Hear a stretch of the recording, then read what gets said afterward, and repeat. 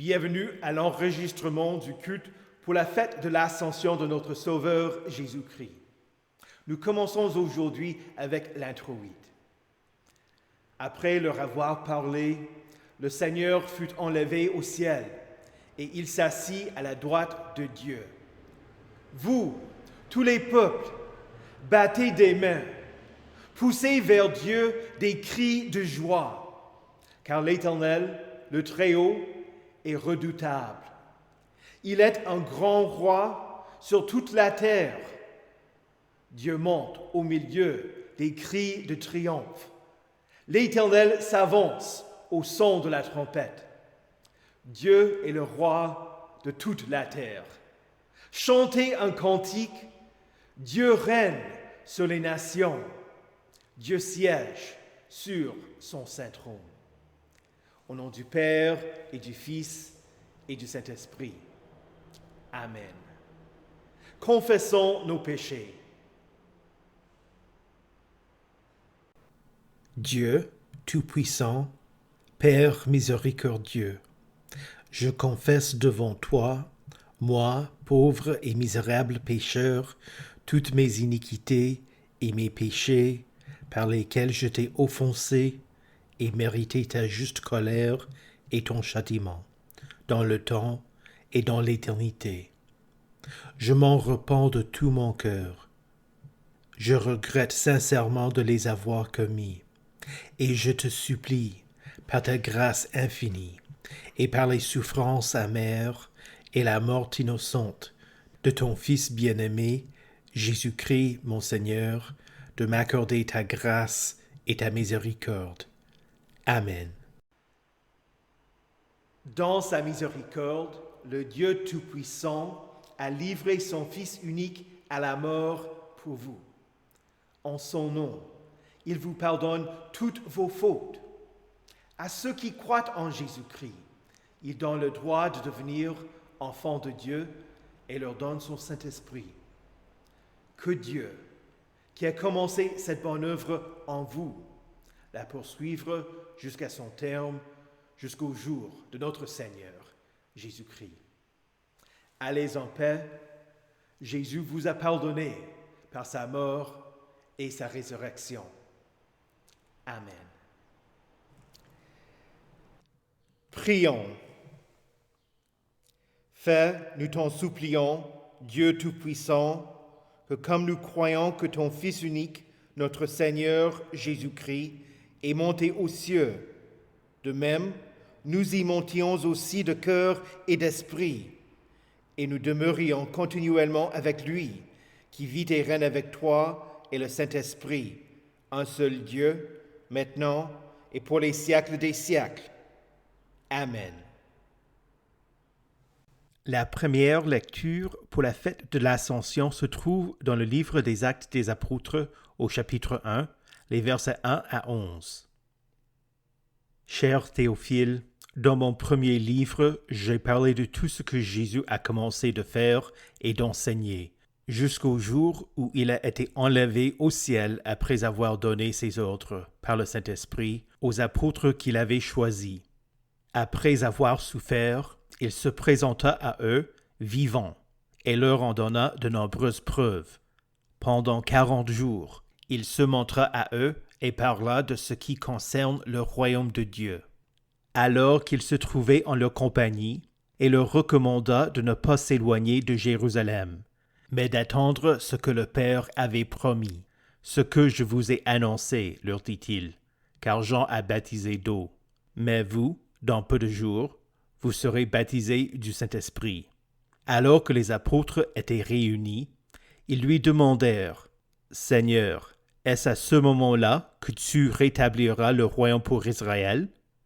Il leur répondit, « Ce n'est pas à vous de connaître les temps ou les moments que le Père a fixés de sa propre autorité. Mais vous recevrez une puissance lorsque le Saint-Esprit viendra sur vous, et vous serez mes témoins à Jérusalem, dans toute la Judée, dans la Samarie et jusqu'aux extrémités de la terre. » Après avoir dit cela, il s'éleva dans les airs pendant qu'ils le regardaient, et une nuée le cacha à leurs yeux. Et comme ils avaient les regards fixés vers le ciel pendant qu'ils s'en allaient, 2 hommes habillés de blanc leur apparurent et dirent, « Hommes de Galilée, pourquoi restez-vous à regarder le ciel? Ce Jésus qui a été enlevé au ciel du milieu de vous reviendra de la même manière que vous l'avez vu aller au ciel. » Ici prend fin la première lecture. L'épître se trouve dans la première lettre de Saint Paul aux Éphésiens, au chapitre 1, les versets 15 à 23. C'est pourquoi, moi aussi, après avoir entendu parler de votre foi dans le Seigneur Jésus et de votre amour pour tous les saints, je ne cesse de dire toute ma reconnaissance pour vous lorsque je fais mention de vous dans mes prières. Je prie que le Dieu de notre Seigneur Jésus-Christ, le Père de gloire, vous donne un esprit de sagesse et de révélation qui vous le fasse connaître. Je prie qu'il illumine les yeux de votre cœur pour que vous sachiez quelle est l'espérance qui s'attache à son appel, quelle est la richesse de son glorieux héritage au milieu des saints, et quelle est l'infinie grandeur de sa puissance qui se manifeste avec efficacité par le pouvoir de sa force envers nous qui croyons.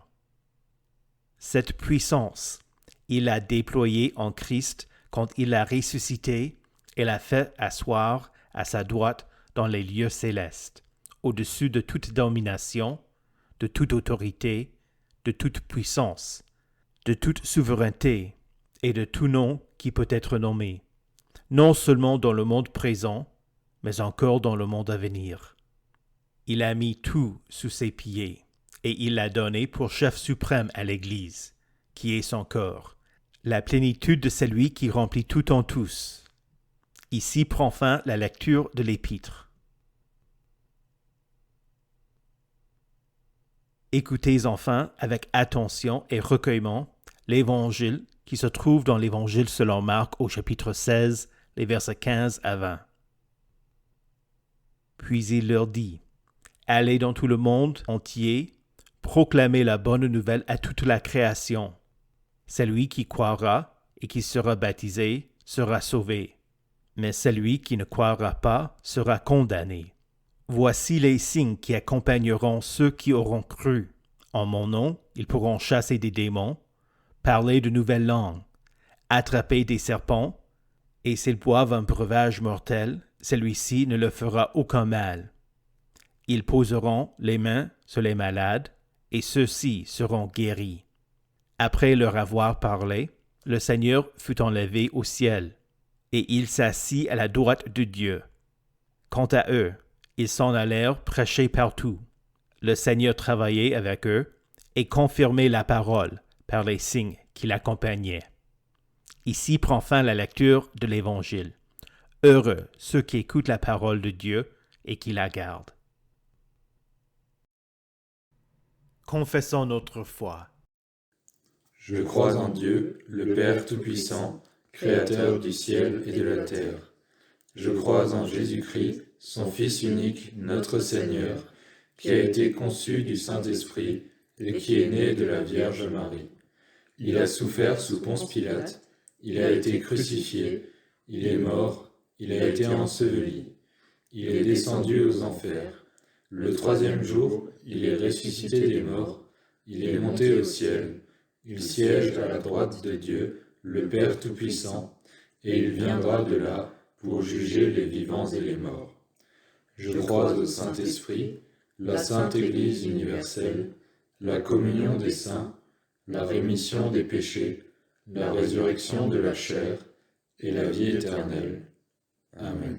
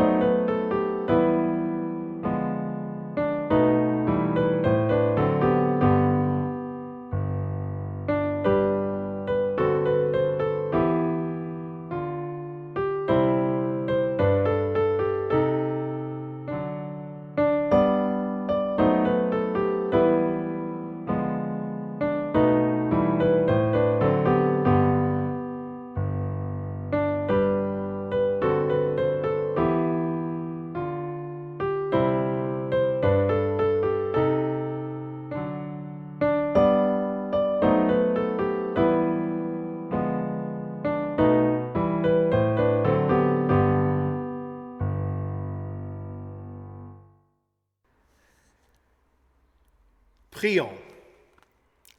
Seigneur Jésus, tu es au-dessus de toute domination, de toute autorité, de toute puissance, de toute souveraineté et de tout nom qui peut être nommé. Nous reconnaissons ta domination sur les royaumes du monde et nous nous réjouissons de ton règne de grâce dans ton Église. Que ton règne de grâce vienne à nous, afin que nous croyions en ta sainte parole et menions une vie pieuse, ici dans le temps et là-bas durant l'éternité. Amen. Alléluia! Christ est ressuscité, il est vraiment ressuscité. Alléluia. Jésus-Christ, vrai Dieu, né du Père de toute éternité, s'est uni à l'humanité en étant conçu du Saint-Esprit et né de la Vierge Marie. En tant que vrai Dieu et vrai homme, il a souffert sous Ponce Pilate, a été crucifié, est mort et a été enseveli. Autrement dit, en la personne de Jésus-Christ, Dieu a souffert et est mort pour vous. Il est descendu aux enfers et a vaincu le péché et le diable, et il a fait une proclamation aux esprits en prison qui avaient été rebelles autrefois. Il est ressuscité victorieux le 3e jour, la mort étant impuissante à le retenir. Au cours des 40 jours, entre sa résurrection et son ascension, il en donna la preuve en apparaissant aux femmes près du tombeau et aux disciples à plusieurs reprises, et même à une assemblée de plus de 500 hommes. Quand Jésus est monté au ciel, il n'a pas abandonné son corps. Il n'a pas renoncé à son humanité. Le corps de Christ ressuscité est la garantie pour vous qu'il ressuscitera vos corps au dernier jour. Jésus promit, « Celui qui mange mon corps et qui boit mon sang a la vie éternelle. Et moi, je le ressusciterai le dernier jour. » Christ est les prémices des morts, puis ceux qui appartiennent à Christ revivront lors de son avènement. Pendant sa vie terrestre, avant sa mort, Jésus n'utilisa pas ses attributs divins. Depuis sa résurrection, pourtant, il n'est plus limité par son corps. L'ange ne roula pas la pierre devant le sépulcre pour permettre à Jésus de sortir. Il était déjà parti. Les disciples en route vers Emmaüs invitèrent Jésus à demeurer avec eux. Après avoir rendu grâce, Jésus rompit le pain et disparut. Et encore, Jésus se présenta à ses disciples dans la chambre haute en dépit du fait que les portes étaient fermées. Jésus n'est pas un simple homme. Pendant sa vie terrestre, avant sa mort, Jésus se limita pour accomplir votre salut. Depuis sa résurrection, pourtant, il n'est plus limité par son humanité et ne se limite plus à cause de son corps. Ainsi, tous les attributs de Dieu sont les attributs de Christ. En tant que Dieu, Jésus est tout-puissant, comme l'écrit l'apôtre Paul dans sa lettre aux Éphésiens. Il a tout mis sous ses pieds. Pierre dit à Jésus, « Seigneur, tu sais tout. Tu sais que j'ai de l'amour pour toi. » L'omniscience de Jésus n'est pas limitée par son cerveau humain. Aussi, puisqu'il est Dieu, Jésus est en tout lieu, en tout temps. Jésus dit, en effet, là où 2 ou 3 sont rassemblés en mon nom, je suis au milieu d'eux. et je suis avec vous tous les jours jusqu'à la fin du monde. Et encore, nous lisons dans le dernier verset de l'Évangile selon Marc, le Seigneur travaillait avec eux et confirmait la parole par les signes qui l'accompagnaient. Et encore, Paul écrit dans la lettre aux Éphésiens en parlant de Jésus. C'est lui qui est descendu, c'est celui qui est monté au-dessus de tous les cieux afin de remplir tout l'univers. Le fait que Jésus soit en tout lieu, en tout temps, est important pour ce qui va suivre dans ce sermon. Alors, je vous encourage à garder l'omniprésence, le fait que Jésus est partout en tout temps. Garde ça en tête. Ce que j'ai dit jusqu'à maintenant est important parce qu'aux Éphésiens, chapitre 1, le verset 20, est un sujet de controverse entre l'Église luthérienne et l'Église réformée. À l'époque de la Réformation, les réformateurs non luthériens, Zwingli et Oecolampadius, s'opposaient à l'enseignement de la vraie présence de Christ dans la Sainte Seine. Ces deux hommes citaient Éphésiens chapitre 1, verset 20, où il est dit que le Père l'a fait asseoir à sa droite dans les lieux célestes. Ils prétendaient que si le corps de Christ est dans les lieux célestes, il est impossible que son corps soit présent sur la terre dans la Sainte Seine. Donc, il y a deux questions qui exigent une réponse. La première, quand nous confessons que Jésus siège à la droite de Dieu, le Père Tout-Puissant, comment devons-nous comprendre cela?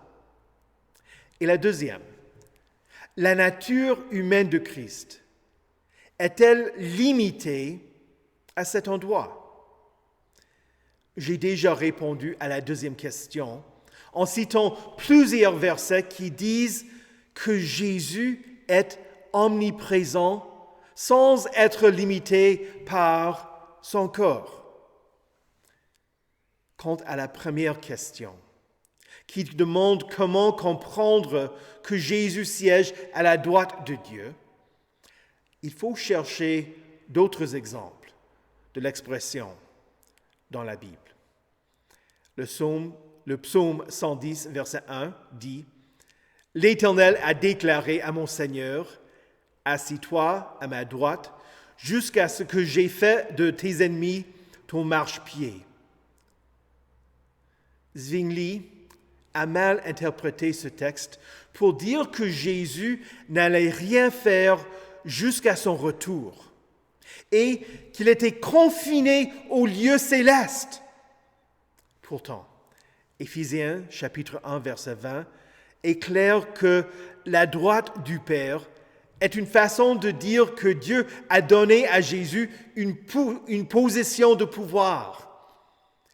Jésus est, poursuit Paul, au-dessus de toute domination, de toute autorité, de toute puissance, de toute souveraineté et de tout nom qui peut être nommé, non seulement dans le monde présent, mais encore dans le monde à venir. On lit dans le psaume 118, les versets 15 et 16, « Des cris de triomphe et de délivrance s'élèvent dans les tentes des justes. La main droite de l'Éternel agit avec puissance. La main droite de l'Éternel est élevée. La main droite de l'Éternel agit avec puissance. » Et encore, Dieu dit par le prophète Ésaïe, « N'aie pas peur, car je suis moi-même avec toi. Ne promène pas des regards inquiets, car je suis ton Dieu. Je te fortifie, je viens à ton secours, je te soutiens par ma main droite, la main de la justice. » La main droite de Dieu n'est pas seulement un lieu précis, mais l'expression de son œuvre puissante pour le salut de son peuple. Dire que Jésus siège à la droite de Dieu, le Père Tout-Puissant, est une façon de dire que Jésus travaille toujours pour votre salut. En répondant à Zwingli, Luther écrit « Les Écritures nous enseignent cependant que la main droite de Dieu n'est pas un endroit spécifique, comme un trône fait d'or, sur lequel le Christ pourrait s'asseoir, mais elle est la toute-puissance de Dieu qui est en même temps nulle part et partout. Et voici la signification de cela. Puisque la main droite de Dieu est partout, Jésus est partout. Et, comme il le dit, il est présent dans le pain et le vin de la Sainte Seine. Les chrétiens qui tiennent à l'idée que Jésus ne peut pas être présent dans la scène, ni qu'il est partout à la fois, ni qu'il est tout-puissant, et par conséquent, ni qu'il est Dieu. De plus, Jésus dit, « Prenez, mangez, ceci est mon corps, buvez-en tous, cette coupe est la nouvelle alliance en mon sang qui est versée pour vous pour la rémission des péchés. » Quand ces chrétiens disent que Jésus n'est pas présent dans la scène, sans s'en rendre compte, ils l'accusent d'être menteur. Jésus n'est pas limité à cause de son ascension. La bonne nouvelle, c'est que l'ascension ne vous éloigne pas de Jésus, mais fait qu'il soit présent parmi nous pour notre salut. Quand vous faites une méditation en famille, Jésus est là pour vous. Quand vous venez au culte, Jésus est ici pour vous. Quand vous êtes vraiment dans la présence de Dieu, quand vous êtes ici. Et quand vous vous approchez de l'autel pour recevoir la Sainte Seine, vous recevez exactement ce que Jésus vous a promis. Ce n'est pas du simple pain et vin, de même que Jésus n'est pas un simple homme. Mais vous recevez son corps et son sang pour le pardon de vos péchés. Parce qu'il est votre Dieu, il peut vous donner exactement ce qu'il vous a promis, grâce au corps ressuscité de Christ. Vous avez la promesse qu'il vous donne son corps et son sang. Vous avez la promesse qu'il vous ressuscitera au dernier jour.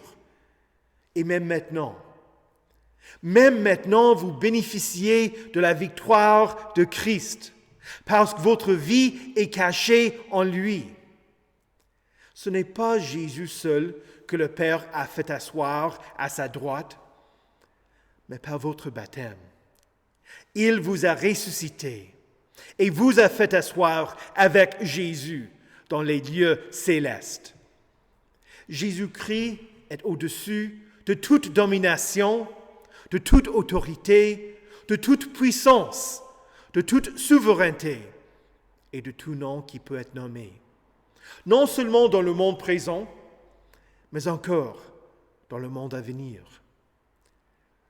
Le Père a tout mis sous ses pieds et il l'a donné pour chef suprême à l'Église, qui est son corps, la plénitude de celui qui remplit tout en tous. Il règne en pouvoir sur tout. Mais vous êtes son Église.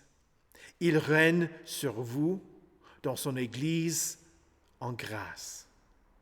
Christ siège à la droite de Dieu, le Père Tout-Puissant.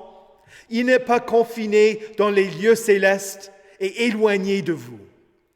Il est ici, où il a promis d'être pour votre salut. Ici, à travers son corps qu'il vous donne, il vous vivifie et vous enrichit. Sachez quelle est l'espérance qui s'attache à son appel. Quelle est la richesse de son glorieux héritage au milieu des saints? Et quelle est l'infinie grandeur de sa puissance qui se manifeste avec efficacité par le pouvoir de sa force envers nous qui croyons. Au nom de Jésus, Amen. Que la paix de Dieu, qui surpasse toute intelligence, garde vos cœurs et vos esprits en Jésus-Christ pour la vie éternelle. Amen. Prions le Seigneur. Seigneur Jésus, tu es monté au ciel avec ton corps et tu es entré dans la gloire du Père pour nous préparer une place. Tu as promis que tu reviendras et nous prendras avec toi, afin que là où tu es, nous y soyons aussi. Soutiens-nous dans cette espérance pour que nous la possédions comme une ancre solide et sûre de l'âme. Seigneur, dans ta miséricorde, écoute notre prière. Seigneur Jésus, tu as envoyé tes apôtres pour annoncer la bonne nouvelle à toute la création. Que ton règne vienne aussi parmi nous. Bénis l'œuvre de ton Église aujourd'hui, pour que ceux qui croient déjà soient soutenus dans la foi, et ceux qui ne croient pas encore viennent à toi, soient baptisés et soient sauvés. En particulier, nous prions pour nos frères et sœurs à Schillersdorf et leurs pasteurs. Seigneur, dans ta miséricorde, écoute notre prière. Seigneur Jésus, tu as promis que tout contribue au bien de ceux qui aiment Dieu et qui sont appelés conformément à ton plan. C'est un manque de foi quand nous nous inquiétons et disons: que mangerons-nous?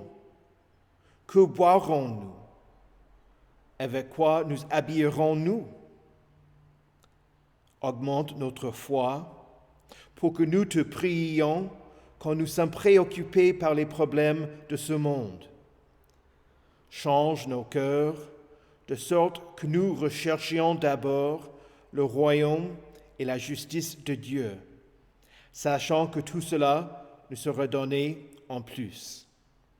Seigneur, dans ta miséricorde, écoute notre prière. Seigneur Jésus, viens au secours de ceux qui sont malades et qui souffrent. Protège-les du pouvoir de l'ennemi pour qu'ils ne désespèrent pas, mais fassent appel à toi quand ils sont dans la détresse, sachant que tu promets que tu les délivreras et qu'ils t'honoreront. Seigneur, dans ta miséricorde, écoute notre prière. Seigneur Jésus, ton règne est au-dessus de toute domination, de toute autorité, de toute puissance, de toute souveraineté et de tout nom qui peut être nommé. Par le moyen de l'Église, que les autorités de ce monde connaissent ta sagesse pour qu'ils gouvernent selon ta justice. Retiens ceux qui veulent abuser de leur pouvoir et remplace-les par des personnes honnêtes qui servent le bien-être commun. Que tous bénéficient de l'ordre que tu établis et maintiens, afin qu'ils vivent des vies paisibles et tranquilles, et que ton peuple vive en toute piété et en toute dignité. Seigneur, dans ta miséricorde, écoute notre prière. Seigneur Jésus, par ton Saint-Esprit, augmente notre foi pour que nous ayons foi en ta promesse que tu es présent pour nous dans la Sainte Seine pour le pardon de nos péchés et que nous mangions et buvions dignement. Seigneur, dans ta miséricorde, écoute notre prière. Selon ta miséricorde, exauce les prières de tous ceux qui entendent ta parole. Délivre-nous et préserve-nous, car c'est à toi seul que nous rendons gloire, honneur et louange, Père, Fils et Saint-Esprit, un seul Dieu, maintenant et pour les siècles des siècles. Amen. Notre Père, qui es aux cieux, que ton nom soit sanctifié, que ton règne vienne, que ta volonté soit faite sur la terre comme au ciel. Donne-nous aujourd'hui notre pain de ce jour. Pardonne-nous nos offenses, comme nous pardonnons aussi à ceux qui nous ont offensés. Et ne nous laisse pas entrer en tentation, mais délivre-nous du mal. Car c'est à toi qu'appartiennent le règne, la puissance et la gloire, au siècle des siècles. Amen. Recevez la bénédiction du Seigneur. Que le Seigneur vous bénisse et vous garde. Que le Seigneur fasse luire sa face sur vous et qu'il vous accorde sa grâce. Que le Seigneur tourne son visage vers vous et vous donne sa paix. Amen.